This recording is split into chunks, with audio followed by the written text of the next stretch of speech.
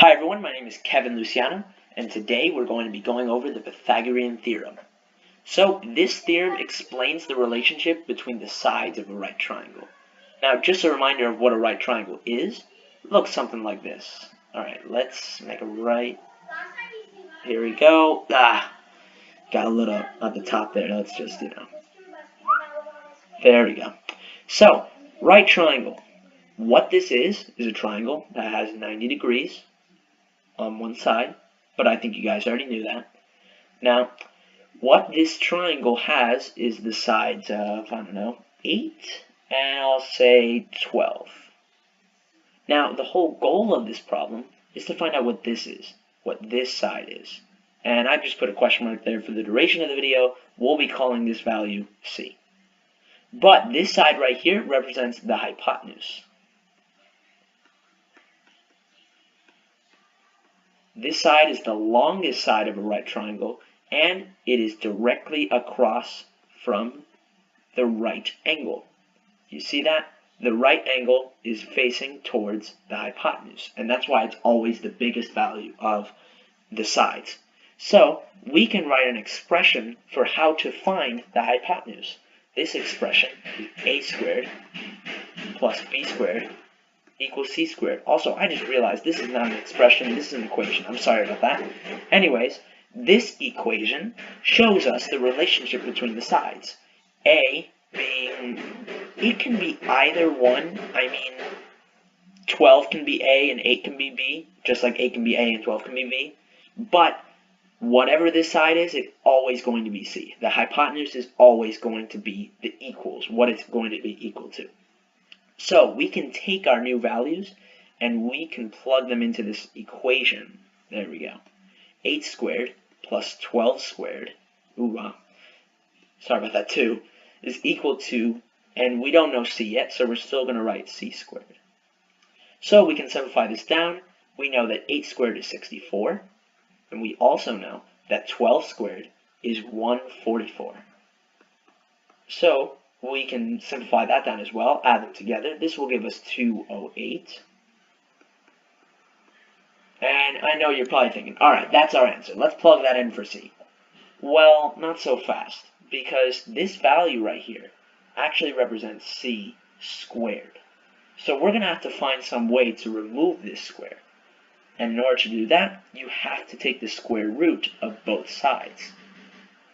By taking the square root of a square, you're able to eliminate the square and square root, and that will leave you with just C, which is what we were looking for in the first place. And on the other side, you're left with the square root of 208. Now, if you want, you can simplify this down. I'm not going to do that here because, for the sake of time. But, once you have that radical, you can simplify that down just in, like, algebra. But this is geometry. So, now that we have our value for C, that's our answer. That's what we can plug in for C. So let's try a different right triangle. But this time, I'm not going to give you I'm not going to give you one of the A or B sides. I'm actually just going to give you the hypotenuse and another side. So let me just erase all this stuff. And let's start off with a brand new right triangle. So let's see if I can make this right. And actually, that's not too bad. I'm a little impressed. So let's say this side right here is 8. And we'll give you this side, which is 4.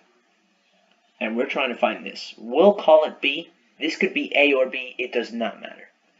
So I know what you might be thinking. Okay, we can just plug this in. We're going to do 4 squared plus 8 squared, and that'll give us our answer, right? No. That won't happen, because 8 squared is going to be our hypotenuse, because it is on the opposite side of the right angle. You can see here that it is such. It is on the opposite side. So what you actually have to do is take 4 squared plus b squared, or you can do a squared plus 4 squared. Either one works, and both of those are equal to 8 squared. So now all I have to do is simplify. 16 is 4 squared plus b squared, whatever that is, and that's equal to 64, which is 8 squared. we subtract this 16 to the other side, and we get b squared is equal to 48. And again, before we go on, we have to take the square root of this side and this side to cancel out the square root and square to leave us with just b, which is the square root of 48. And you can simplify it down. This is 4 and 12, so you'd be 2 square root of 12. Square root of 12 can be broken down into 4 and 3, so that's 4 times square root of 3, but that's, another time. So, now that you have the basics of the Pythagorean theorem down, catch me on another video where I'll be talking about more applications of the Pythagorean theorem and what it can be used for. Thank you so much, guys. I'll see you in the next one. Bye.